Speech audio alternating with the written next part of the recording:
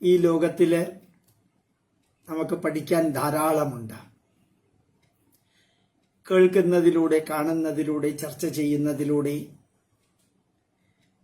നമ്മുടെ മനസ്സിൽ നിറയ്ക്കാൻ നമുക്ക് ധാരാളം കാര്യങ്ങളുണ്ട്. അതെല്ലാം നമ്മൾ കേൾക്കുന്നു, കാണുന്നു, ചിലതെല്ലാം പ്രാവർത്തികമാക്കുന്നു. എല്ലാ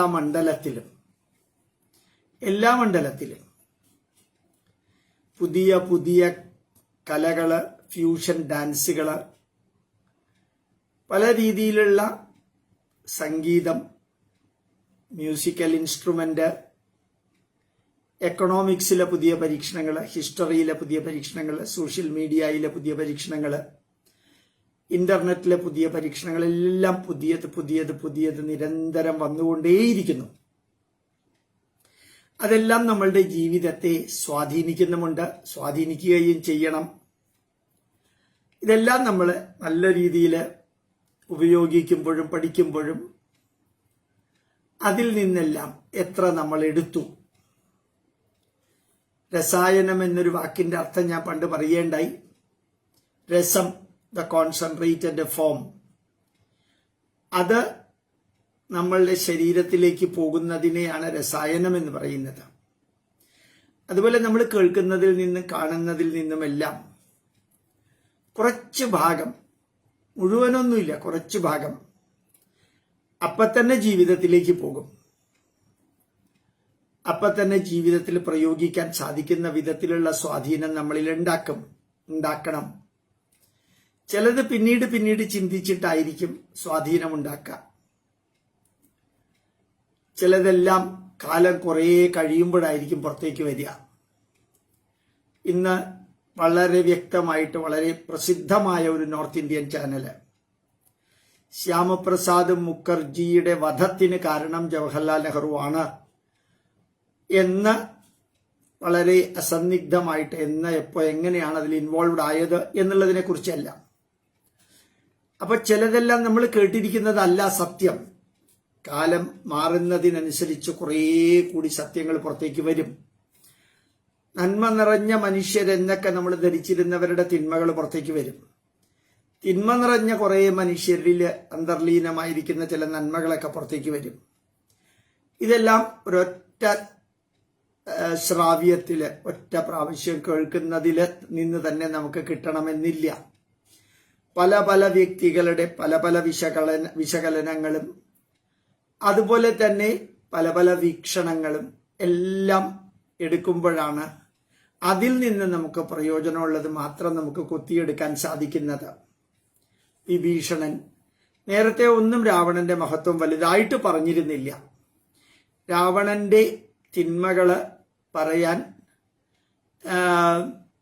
ആണ് അവസരങ്ങൾ ഉപയോഗിച്ചിരുന്നത്. കാരണം രാവണനെ ഉപേക്ഷിക്കാനുണ്ടായ കാരണം, താൻ ലങ്ക ഉപേക്ഷിക്കാനും രാവണനെ ഉപേക്ഷിക്കാനും രാവണനുമായിട്ട് മിക്കവാറും യുദ്ധമുണ്ടാവാൻ സാധ്യതയുണ്ട്. അങ്ങനെ യുദ്ധം ഉണ്ടാവുകയാണെങ്കിൽ രാമനാണ് ഏറ്റവും വലിയ രാവണന്റെ ശത്രു. യഥാർത്ഥത്തില് രാവണന് രാമനോട് ശത്രുത തോന്നേണ്ട ഒരു കാര്യമില്ല. രാവണൻ ചെയ്ത തെറ്റിന്റെ പുറത്ത് ആ തെറ്റ് തിരുത്തൽ മാത്രമാണ്. അപ്പൊ ശത്രുത്വം രാമനില്ല രാവണനോട്. ആ ഒരു തെറ്റാണ് രാവണനിൽ കാണുന്നത്. യഥാർത്ഥത്തില് നമ്മൾ ഈ ലോകത്തിൽ കാണുന്ന പലരും, അവരിലെല്ലാം ധാരാളം നന്മകളുണ്ട്. അത് പലതും നമ്മൾ അറിയില്ല. അവരിൽ തന്നെ കുറെ തിന്മകളുമുണ്ട്. അതും പലപ്പോഴും നമ്മൾ അറിയില്ല. അറിയുന്ന ലെവലെത്തുമ്പോൾ ആ വ്യക്തി ചിലപ്പോൾ മരിച്ചിട്ടുണ്ടാവും, ഈ ലോകത്തുനിന്ന് യാത്ര പറഞ്ഞിട്ടുണ്ടാവും. അപ്പൊ പിന്നെ അറിഞ്ഞാലും അറിഞ്ഞില്ലെങ്കിലും ഇപ്പൊ നമ്മൾ പുതിയത് വളരെ പവർഫുള്ളി നമ്മളുടെ സ്വാതന്ത്ര്യ സമര സേനാനികൾ എന്ന് പറഞ്ഞ് ആദരിക്കുന്ന കുറേയധികം വ്യക്തികളുണ്ട്. പ്രത്യേകിച്ച് കോൺഗ്രസ് സൃഷ്ടിച്ച ഒരു മാസ്മരീക വലയത്തിനുള്ളിൽ പെടുന്നത്. ഒന്നും ചെയ്തിട്ടില്ല, ജയിലിനകത്ത് സുഖമായിട്ട് ജീവിക്കുകയായിരുന്നു. പക്ഷേ വളരെ തീവ്രമായ വേദന, ആ തീവ്രമായ വേദന അനുഭവിച്ചവരൊന്നുമല്ലാതെയായി. പക്ഷെ സത്യം അറിയാൻ എത്ര കാലമെടുത്തു എന്ന് നോക്കാം. സ്വാതന്ത്ര്യത്തിന്റെ 75ാം വാർഷികം ആഘോഷിക്കുന്ന ഈ അമൃതോത്സവ വേളയിലാണ് ഭാരതത്തിനു വേണ്ടി ജർമ്മനിയിൽ ഉൾപ്പെടെ, ജപ്പാനിലെ, സിംഗപ്പൂരില്, ബർമ്മയിൽ ഉൾപ്പെടെ സൈന്യത്തെ സൃഷ്ടിച്ച് ഇംഗ്ലണ്ടുകാർക്ക് എതിരെ യുദ്ധം ചെയ്ത വ്യക്തിയുടെ ഒരു ചിത്രം, ഒരു പ്രതിമ, 28 അടി പൊക്കമുള്ള ഒരു കരിങ്കൽ പ്രതിമ, ഏതാണ്ട് 68 ടൺ ഭാരമുള്ളത് വെച്ചപ്പോഴാണ് ഈ മനുഷ്യൻ മറ്റ് രണ്ടുപേരെക്കാളും പ്രാധാന്യമുള്ളതാണല്ലോ എന്നും ജനങ്ങൾ ചിന്തിച്ചു തുടങ്ങുന്നത്. ശരിക്കും പറഞ്ഞാൽ ഒരു തലമുറ എന്ന് പറഞ്ഞാൽ 20, 21, 22, 23, 24, 25 വർഷം എടുക്കുകയാണെങ്കിൽ ഒരു തലമുറ കഴിയുമ്പോൾ നമ്മൾ പലതും മറക്കും. ഉപയോഗിക്കാതെ കിടക്കുന്ന വസ്ത്രം പഴങ്കോടിയാവും. ഉപയോഗിക്കാതെ കിടക്കുന്ന പാലം അത് തകരും തന്നെത്താനെ. ഉപയോഗിക്കാതെ കിടക്കുന്ന വീട് മാറാല പിടിക്കുന്നത് മാത്രമല്ല, അതിനകത്ത് കുറേയധികം ചൈതന്യങ്ങൾ നഷ്ടപ്പെടും. കുറെ കഴിയുമ്പോൾ അത് ഇടിഞ്ഞു പൊളിഞ്ഞു വീഴാനൊക്കെ തുടങ്ങും. പക്ഷേ സമ്പർക്കമുള്ളത് എല്ലാം നിൽക്കും. പുസ്തകമാണെങ്കിലും, വസ്ത്രമാണെങ്കിലും, വീടാണെങ്കിലും, റോഡാണെങ്കിലും എല്ലാം ചൈതന്യവത്തായിരിക്കും. നമ്മൾ പലപ്പോഴും ഇതൊന്നും ഓർമ്മിക്കാറില്ല. രാമായണം, ഭഗവത്ഗീത, മഹാഭാരതം തുടങ്ങിയതെല്ലാം പുറകോട്ട് പോകുന്നു. ഭാഗവതം ഇടയ്ക്കിടയ്ക്ക് ചില അമ്പലങ്ങളിലുണ്ട്. പക്ഷേ അതിൽ നിന്ന് നമുക്ക് ആവശ്യമായിട്ടുള്ള രീതിയിലല്ല പലതും കിട്ടുന്നത്. ഒരു കഥയും ഭക്തിയും നിറച്ചുകൊണ്ട് കുറെ കാര്യങ്ങൾ പറയുന്നു. പക്ഷേ രാമായണത്തില് വിഭീഷണൻ പറഞ്ഞ രാവണന്റെ ഗുണങ്ങള് കഴിഞ്ഞ ദിവസം 1-2 പേര് പറഞ്ഞിരുന്നു, രാവണൻ ഈ ഗുണങ്ങളൊക്കെ ഉണ്ടോ എന്ന്. ശരിക്കും രാവണന് 10 തലയല്ല, 10 തലയുടെ കപ്പാസിറ്റിയാണുള്ളത്. അത്രയും കാര്യങ്ങൾ പഠിച്ച ആളാണ്. 4 വേദങ്ങൾ പഠിച്ച ആളാണ്. 6 വേദാംഗങ്ങൾ പഠിച്ച ആളാണ്. അതെല്ലാം പഠിച്ചത് കൂടാതെ ആയുർവേദ ഗ്രന്ഥങ്ങൾ എഴുതിയ ആളാണ്. തന്റെ 1 മിനിറ്റ് പോലും ജീവിതത്തിൽ കളയാത്ത ആളാണ്. രാക്ഷസീയ സുഖങ്ങളെല്ലാം അനുഭവിക്കുന്ന കൂട്ടത്തില് യജ്ഞോപവീതമിട്ട പൂണൂലിട്ട വേദമന്ത്രം പഠിച്ച രാക്ഷസീയ സ്വഭാവമുള്ള ഒരു വിശ്രവസ പുത്രോ രാവണോ നാമ രാക്ഷസ. വിശ്രവസ എന്ന് പറയുന്ന ഉജ്ജ്വലനായ ഋഷിയുടെ മകനാണ്. തപസ് ചെയ്ത ആളാണ്. ഈശ്വരനെ പ്രത്യക്ഷപ്പെടുത്തിയ ആളാണ്. ഇന്ന് ഞാൻ ഈ ക്ലാസ് എടുക്കുന്നതിന് മുമ്പ് നമ്മളുടെ ശ്രീ എം എന്ന് പറയുന്ന ഒരു സാധകൻ, ഋഷി തുല്യനായിട്ടുള്ള വ്യക്തി, എം എന്ന് പറഞ്ഞാൽ മുഹമ്മദ്, അദ്ദേഹം ഗുരുവായൂരിൽ ചെന്നപ്പോൾ ഗുരുവായൂരപ്പൻ അദ്ദേഹത്തിന് പ്രത്യക്ഷമായതിന്റെ ഒരു വിവരണമൊക്കെ കൊടുക്കുന്നുണ്ടായിരുന്നു. അതുമാതിരി തന്നെ ഈശ്വരനെ പ്രത്യക്ഷപ്പെടുത്തിയ പാർട്ടിയാണ് രാവണൻ.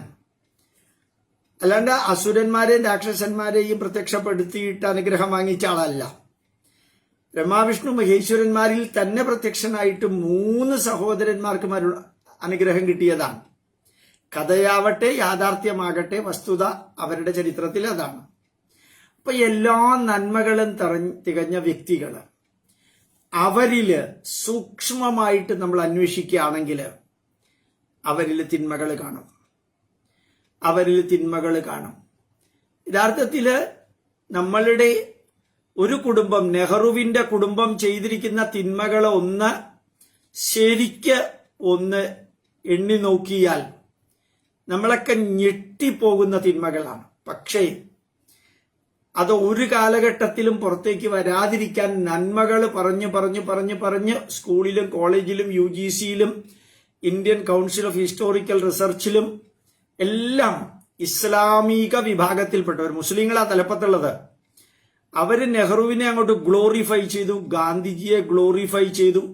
500 വർഷം മുസ്ലിങ്ങള് ഈ ഭാരതത്തിൽ നടത്തിയ നരനായാട്ടിനെ അങ്ങോട്ട് കവർ ചെയ്തത് ഇല്ലാത്ത മഹത്വം ഈ 2 പേരുടെ തലയില് കിരീടം മാതിരി വെച്ചു കൊടുത്തതാണ്. പിന്നെ ഡച്ചുകാരും ഫ്രഞ്ചുകാരും പോർച്ചുഗീസുകാരും അതൊന്നും പുറത്തേക്ക് വരാതിരിക്കാൻ സ്വാതന്ത്ര്യത്തിന്റെ മാത്രം ചരിത്രം കൊടുത്തത് ഇവരുടെയൊക്കെ തലയിൽ വെച്ചു കൊടുത്ത കിരീടമാണ്.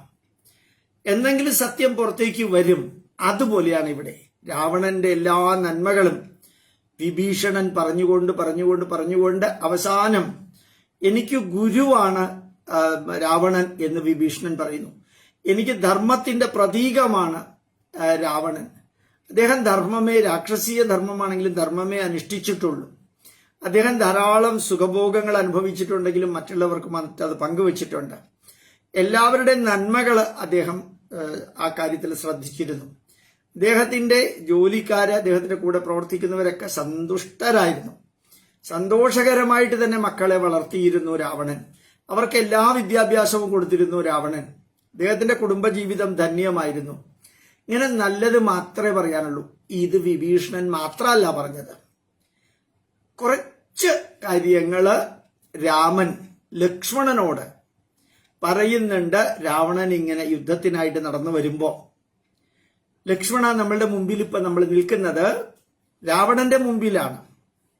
രാവണൻ ഒരു രാക്ഷസനാണ്, ആസുരിക ശക്തിയുള്ളവനാണെങ്കിലും വളരെ വളരെ വളരെയധികം അറിവുള്ളവനാണ്, പണ്ഡിതനാണ്, വേദപണ്ഡിതനാണ്, വളരെയധികം പൈതൃക സ്വത്തിന്റെ അവകാശിയാണ്.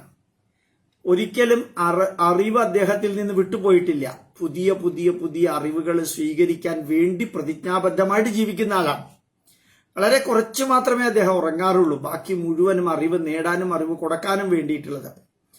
ഈ ലങ്ക അദ്ദേഹത്തിന്റെ കീഴിൽ വളരെയധികം സന്തുഷ്ടമാണ്. രാക്ഷസീയമായ കുറെ ക്രൂരതകൾ ഉണ്ടെങ്കിലും ഇങ്ങനെയെല്ലാം രാമനും പറയുന്നുണ്ട് ലക്ഷ്മണനോട്. പിന്നെ രാവണൻ മരിച്ചപ്പോഴത്തേക്കും വളരെ വളരെ കൃത്യമായിട്ട് വിഭീഷണൻ കരയാൻ തുടങ്ങി. സ്വാഭാവികമാണ്. അച്ഛൻ എന്തെല്ലാം പ്രശ്നമുണ്ടെങ്കിലും അച്ഛൻ മരിക്കുമ്പോഴത്തേക്കും മക്കളുടെ കണ്ണിൽ നിന്ന് കുറച്ച് വെള്ളം വരുമല്ലോ. ഇപ്പോഴത്തെ കാലത്തല്ല, പണ്ടത്തെ കാലത്ത്. അതുപോലെ സഹോദരനാവുമ്പോഴും നമുക്ക് വേണ്ടപ്പെട്ടവരൊക്കെ മരിക്കുമ്പോഴത്തേക്കും നമ്മൾ പറയാറുണ്ട്, അദ്ദേഹമാണ് എന്നെ കുവൈറ്റിലേക്ക് കൊണ്ടുപോയത്, എന്നെ ദുബായിലേക്ക് കൊണ്ടുപോയത്, എന്റെ ജീവിതം കാണിച്ചു തന്നത് അദ്ദേഹമാണ്. അദ്ദേഹം ഇല്ലായിരുന്നെങ്കിൽ എനിക്ക് ഇങ്ങനെ ഒരു ജീവിതം ഉണ്ടാകുമായിരുന്നില്ല എന്നൊക്കെ നമ്മൾ പറയാറുണ്ടല്ലോ. ഇതുമാതിരി പലരും പലരോടൊക്കെ കടപ്പെട്ടിട്ടുണ്ട്. വിഭീഷണൻ രാവണനെ ഉപേക്ഷിക്കാൻ കാരണം ധർമ്മബോധമുള്ള രാവണൻ ധർമ്മത്തിനേക്കാൾ മേലെ മറ്റൊരുവന്റെ ഭാര്യയെ അപഹരിച്ച് അതിലൂടെയുള്ള കാമത്തിന് അടിമപ്പെട്ടു. ധർമ്മബോധം രാവണന് ഒട്ടും കുറവായിരുന്നില്ല. പക്ഷെ അതിനേക്കാൾ വലിയ ഒരു തിന്മയിലേക്ക് രാവണൻ എടുത്തു ചാടി. രാക്ഷസീയമായ സ്വഭാവമനുസരിച്ച് അവർക്കത് രാക്ഷസീയ വിവാഹത്തിൽ അനുവദനീയമാണെങ്കിലും വേദം പഠിച്ച, ധർമ്മശാസ്ത്രം പഠിച്ച, നന്മ നിറഞ്ഞ വേദാംഗങ്ങൾ പഠിച്ച ആ മനുഷ്യൻ ഇതെല്ലാം ചെയ്യുമ്പോൾ അവിടെ രാക്ഷസീയത എന്നുള്ളത് മനുഷ്യന്റെ പ്രകൃതം, മനുഷ്യന്റെ സ്വഭാവം, അത് ആർട്ടിഫിഷ്യലോ ക്രിയേറ്റഡോ അക്വയേർഡോ ആവാം. അതൊരിക്കലും ഉണ്ടാവാൻ പാടില്ല. അത് മാത്രമല്ല, ഒരു കാരണവശാലും താൻ ചെയ്തത് തെറ്റാണെന്ന് രാവണൻ അംഗീകരിച്ചിട്ടുമില്ല. രാവണൻ ആ തെറ്റ് തിരുത്താനോട്ട് ശ്രമിച്ചിട്ടുമില്ല. അപ്പൊ അങ്ങനെയാണ് യഥാർത്ഥത്തില് വളരെ വളരെ കൃത്യമായിട്ട് രാമൻ പറയുന്നത്. വിഭീഷണന്റെ വാക്കുകൾ കേട്ട് രാമൻ പറഞ്ഞ മറുപടി ഇങ്ങനെയാണ്: ശത്രുതകളെല്ലാം മരണപര്യന്തം മാത്രമേ ഉള്ളൂ. ശത്രുതകളെല്ലാം മരണപര്യന്തം. മരണം എത്തി വിളിച്ചു കഴിഞ്ഞാൽ പിന്നെ അവിടെ ശത്രുതകളൊന്നുമില്ല. കാരണം അതേ പന്താവിലൂടെയാണ് നമ്മൾ എല്ലാവരും പോകുന്നത്.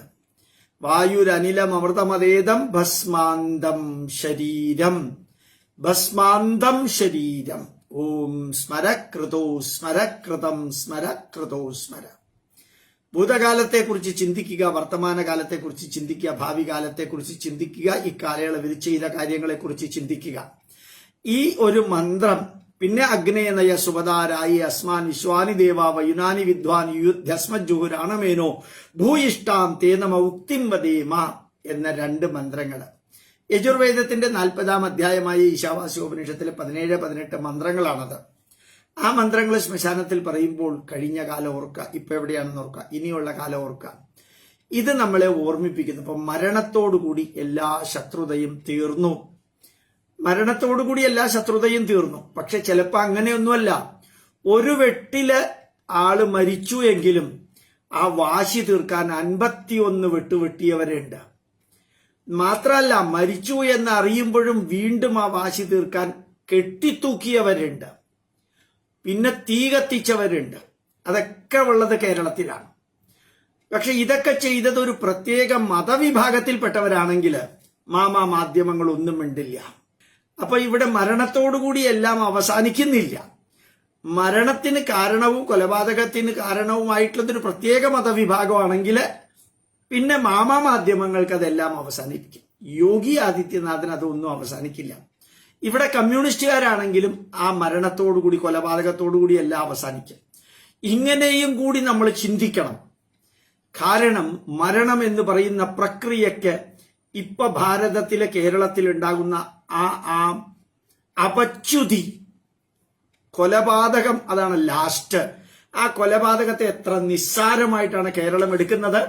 അതും ഭാരതത്തിൽ വല്ല ഒരു പ്രത്യേക വിഭാഗത്തിൽപ്പെട്ട മതങ്ങൾ ചെയ്താൽ ബാക്കിയുള്ളവരൊക്കെ അതിനെ കാഷ്വൽ ആക്കിയിട്ട്, ഹിന്ദു ആണെങ്കിൽ നമ്മുടെ സുഗതകുമാരി ഉൾപ്പെടെ ഉള്ളവര് ആ പെൺകുട്ടിയെ ലൈംഗികമായി ചൂഷണം ചെയ്തത്, വധിച്ചത് ഒരു ഹിന്ദു ആയതുകൊണ്ട് അവര് ഭയങ്കരമായിട്ട് അവർ പ്രതികരിച്ചു. അവര് ജീവിച്ചിരിക്കുമ്പോ കേരളത്തിൽ 2 കുട്ടികളെ കെട്ടിത്തൂക്കിയപ്പോ അവര് മിണ്ടിയതേയില്ല. അത് ഇവിടെ ചെയ്തത് മുസ്ലിങ്ങളും അവിടെ ചെയ്തത് ഹിന്ദുക്കളും. മരണം, രാവണന്റെ മരണം മാത്രമല്ല, നമ്മുടെ ജീവിതത്തിൽ നമ്മൾ കേൾക്കുകയും കാണുകയും ചെയ്യുന്ന മരണങ്ങളെല്ലാം ഇതേപോലെയുള്ള മരണവുമായിട്ടൊന്ന് താരതമ്യം ചെയ്യണം. പക്ഷേ നിയമത്തിന്റെ വ്യാവഹാരിക ധാർമ്മിക ലോകമുണ്ട്. അവിടെ രാവണൻ ചെയ്തത് തെറ്റ് തന്നെയാണ്. അവിടെ രാവണൻ ചെയ്തത് മരണം വരെയേ ഉള്ളൂ, വാശിയും വൈരാഗ്യവും, അതൊക്കെ വേറെ പ്രശ്നം. പക്ഷെ ആ രാവണൻ ചെയ്തതിൽ രാമന് ദുഃഖമൊന്നും തോന്നിയില്ല. എന്തേ കാരണം? ധാർമ്മികത. അതാണ് കാശ്മീരിലെയും, അത് തന്നെയാണ് വയനാട്ടിലെയും, അത് തന്നെയാണ് വണ്ടിപ്പെരിയാറിലെയും, അത് തന്നെയാണ് ഓരോ ഒഞ്ചിയത്തെയും കൊലപാതകത്തിന്റെ പുറകിലുള്ളതിന്റെ വികാര വിചാരങ്ങൾ ഉണ്ടാവേണ്ടത്. ഇപ്പൊ ശത്രുത്താക്കളെല്ലാം മരണപര്യന്തം വരെ ഉള്ളൂ, നമ്മുടെ ആവശ്യം നിറവേറിക്കഴിഞ്ഞു. രാമൻ പറയാണ്, അദ്ദേഹം കീഴടങ്ങിയിരുന്നെങ്കിൽ ഇതൊന്നും സംഭവിക്കുമായിരുന്നില്ല. അദ്ദേഹം തിന്മയുടെ വഴി ഉപേക്ഷിച്ച് അപഹരിച്ച എന്താണോ അത് തിരിച്ചു കൊടുത്തിരുന്നെങ്കിൽ ഇതൊന്നും സംഭവിക്കുമായിരുന്നില്ല. ഈ രാവണൻ നിനക്ക് എങ്ങനെയാണോ അതേപോലെയാണ് എനിക്കും എന്നറിഞ്ഞാലും ഇപ്പോ, നേരത്തെ അല്ല, ഇപ്പോഴാണ് നിനക്ക് എങ്ങനെയാണോ അതേപോലെയാണ് എനിക്ക്. ഇദ്ദേഹത്തിനായിക്കൊണ്ട് ഇപ്പോൾ അന്ത്യേഷ്ടി സംസ്കാരം ചെയ്യട്ടെ, കരഞ്ഞുകൊണ്ടിരിക്കരുത്. തെറ്റ് ചെയ്തവന് കിട്ടിയ ശിക്ഷയാണത്. രാവണവധത്തിന് ശേഷമുള്ള വിഭീഷണന്റെയും രാമന്റെയും വാക്കുകളിൽ എന്താണ് നമുക്ക് ഉൾക്കൊള്ളാൻ സാധിക്കുന്നത്? വിഭീഷണന്റെ വാക്കുകളിൽ ജ്യേഷ്ഠനോടുള്ള സ്നേഹം അണപൊട്ടി ജ്വലിക്കുന്നത് കാണാം. വിഭീഷണന്റെ വാക്കുകളിൽ ജ്യേഷ്ഠനോടുള്ള സ്നേഹം മരണശേഷം. പക്ഷേ ഭഗവത്ഗീതയില് ഭീഷ്മരോടും ദ്രോണരോടും സഹോദരന്മാരോടുമുള്ള സ്നേഹം മരണത്തിനു മുമ്പ് അണപൊട്ടി ഒഴുകുന്നത് അർജുനനിൽ കാണാം. അവരെ വധിക്കുന്നതിന് മുമ്പ് അർജുനൻ തളർന്നു പോയിരുന്നു. അവരോടുള്ള സ്നേഹം മരണത്തിന് മുമ്പ്.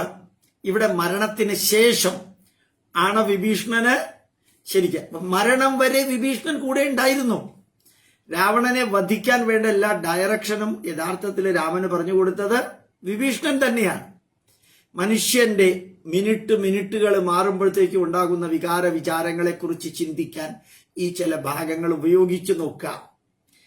കാമമോഹത്താൽ ആക്രമിക്കപ്പെട്ടതിന് ശേഷമുള്ള പ്രവൃത്തികൾ ഒഴിച്ചാൽ ജ്യേഷ്ഠൻ തനിക്ക് ധർമ്മവിഗ്രഹം തന്നെ ആയിരുന്നു എന്ന് വരെ വിഭീഷണൻ പറഞ്ഞതായി കാണാം. ഈ ഒരു തെറ്റാണ് ചെയ്തത്. നമ്മളുമായിട്ട് ബന്ധപ്പെടുന്ന വ്യക്തികളെ കുറിച്ച് ഓർമ്മിക്കുക, അടിവരയിട്ട് സ്മരിക്കുക, തലയിൽ വെക്കുക. എല്ലാ വ്യക്തികളും പെർഫെക്റ്റ് അല്ല, എല്ലാ വ്യക്തികളും ഇംപെർഫെക്റ്റുമല്ല. പെർഫെക്റ്റ് വ്യക്തികൾ എന്ന് ധരിക്കുന്നവരുടെ അകത്തും തിന്മകളുണ്ട്. ഇംപെർഫെക്റ്റ് വ്യക്തികൾ എന്ന് ധരിക്കുന്ന വ്യക്തികൾക്ക് അകത്തും നന്മകളുണ്ട്. ഒരാളും, ഭാര്യയായാലും ഭർത്താവായാലും അച്ഛനായാലും അമ്മയായാലും മകനായാലും ജ്യേഷ്ഠനായാലും സഹോദരനായാലും ഗുരുവായാലും ടീച്ചറായാലും പ്രൊഫസറായാലും ആരായാലും എല്ലാവരും പെർഫെക്റ്റ് അല്ല. എല്ലാവരും പെർഫെക്റ്റ് അല്ല എന്ന് പറഞ്ഞാൽ തിരിച്ചു പറയുകയാണെന്നല്ല, ഒരാളും പെർഫെക്റ്റ് അല്ല. അതെങ്ങനെ തനിക്ക് പറയാൻ സാധിക്കും? After all they are human being. ചിലപ്പോൾ വേണമെങ്കിൽ പറയാം before all they are human being. മനുഷ്യരാണെങ്കിൽ അവരിൽ തിന്മകൾ ഉണ്ടാവും. തിന്മകളുള്ള വ്യക്തികൾ മനുഷ്യരാണെങ്കിൽ അവരിൽ നന്മകൾ ഉണ്ടാവും. അളവില് ക്വാണ്ടിറ്റേറ്റീവ് ആൻഡ് ക്വാളിറ്റേറ്റീവ് വ്യത്യാസം മാത്രമേ ഉള്ളൂ. ക്വാണ്ടിറ്റേറ്റീവ് ആൻഡ് ക്വാളിറ്റേറ്റീവ് വ്യത്യാസം അല്ലാതെ വേറൊരു വ്യത്യാസം നമുക്ക് നോക്കേണ്ട കാര്യമില്ലല്ലോ എന്ന് വരെ വിഭീഷണൻ പറഞ്ഞ. എന്നാൽ എപ്പോഴാണോ രാവണൻ അധർമ്മപക്ഷത്ത് നിലയുറപ്പിച്ചത് അപ്പോൾ ആദ്യം ജ്യേഷ്ഠനെ പിന്തിരിപ്പിക്കാൻ കഴിവതും ശ്രമിച്ചെങ്കിലും അതിന് സാധിക്കാതെ വന്നപ്പോൾ വിഭീഷണൻ സ്നേഹത്തേക്കാൾ ധർമ്മത്തിന് വില കൽപ്പിക്കുകയും രാമന്റെ ധർമ്മപക്ഷത്ത് അണിചേരുകയും ചെയ്തു. രണ്ട് ചോദ്യമുണ്ട് നമ്മളുടെ മുമ്പില്. ഏത് കാര്യത്തിലുമുണ്ട്. നിങ്ങൾ ധർമ്മത്തിന്റെ പക്ഷത്താണോ ബന്ധത്തിന്റെ പക്ഷത്താണോ? ബന്ധമാണ് വലുതെങ്കിൽ ചിലപ്പോൾ അധർമ്മത്തിന് കൂട്ടുനിൽക്കേണ്ടി വരും. അല്ല, ധർമ്മമാണ് വലുതെങ്കിൽ ചിലപ്പോൾ ബന്ധം ത്യജിക്കേണ്ടി വരും. ബന്ധം ത്യജിക്കേണ്ടി വരും പലതും. അധർമ്മത്തിന്റെ പക്ഷത്തും ധർമ്മത്തിന്റെ പക്ഷത്തും നിൽക്കുമ്പോഴും സ്നേഹത്തിന്റെ പക്ഷത്ത് നിൽക്കുമ്പോഴും അഥവാ ബന്ധത്തിന്റെ പക്ഷത്ത്, ഇതൊക്കെ ജീവിതത്തിൽ നമ്മളുടെ മുമ്പിലുള്ളതാണ്. ഞാൻ ഉപയോഗിക്കുന്ന വാക്കുകളൊക്കെ ചിലപ്പോൾ വലിയ വലിയ ഫിലോസഫി എന്നൊക്കെ തോന്നിയേക്കാം. ഒരു ഫിലോസഫി ഇല്ല. ഇത് ഓർഡിനറി വാക്കുകളാണ്. നിങ്ങൾക്ക് സ്നേഹബന്ധമാണോ നമുക്ക് കാണാം. നമ്മുടെ ഭരണാധികാരികളുടെ ഓരോ വേഷം കെട്ടും നമുക്ക് കാണാം. പിന്നെ കൂടെ ഉണ്ടായിരുന്ന ഓരോ വ്യക്തികളും പെട്ടെന്ന് പുറത്തേക്ക് പോകുന്നത് എന്തിന്റെ അടിസ്ഥാനത്തിലാണ്? അവിടെ ധർമ്മമല്ല നമുക്ക് ആവശ്യമുള്ള സ്വാർത്ഥത. ആ സ്വാർത്ഥത വരുമ്പോ ധർമ്മവുമില്ല, സ്നേഹവുമില്ല, ബന്ധവുമില്ല, ഒന്നുമില്ല. വെട്ടിപ്പിടിക്കാനും കെട്ടിപ്പടുക്കാനും പറ്റിച്ചെടുക്കാനും കൂടെ നിന്നവരെ പോലും ത്യജിച്ച് ഒറ്റയ്ക്ക് മുമ്പോട്ട് പോകുന്ന കാഴ്ച നമുക്ക് കാണാം. ഇതെല്ലാം ഇവിടെ കാണാൻ നമുക്ക് സാധിക്കും. ഇതെല്ലാം കാണാൻ സാധിക്കണം. രാവണന്റെ കാര്യത്തിലും വിഭീഷണന്റെ കാര്യത്തിലും രാമൻ പറയുന്ന കാര്യത്തിലും ധർമ്മത്തിന്റെ പക്ഷത്ത് ചേർന്നു. ഇനി രാമന്റെ കാര്യമെടുക്കൂ. പതിവ്രതയായ തന്റെ ഭാര്യയെ തന്നിൽ നിന്ന് കവർന്നെടുത്ത് അവൾക്കും തനിക്കും മരണതുല്യമായ ശോകത്തെ വരുത്തിവെച്ചവരായിരുന്നു രാവണൻ. ആ രാവണൻ ചെയ്ത കർമ്മമാണ് ഇത്രയും അധികം സേതുബന്ധനം ഉൾപ്പെടെയുള്ള കാര്യങ്ങൾ ചെയ്ത് എത്രയോ പേരുടെ മരണത്തിന് കാരണമായത് ഒരാളുടെ തെറ്റാണ്. നമുക്ക് വേണമെങ്കിൽ പറയാം ഒരു തെറ്റല്ലേ അയാൾ ചെയ്തിട്ടുള്ളൂ എന്ന്. പക്ഷെ ആ ഒരാളുടെ തെറ്റ് കാരണം സംഭവിച്ചത് ധാർഷ്ട്യത്തിന്റെയും അഹങ്കാരത്തിന്റെയും രാക്ഷസീയതയുടെയും എല്ലാം തെറ്റിൽ ചെന്ന് പരിണമിച്ചത്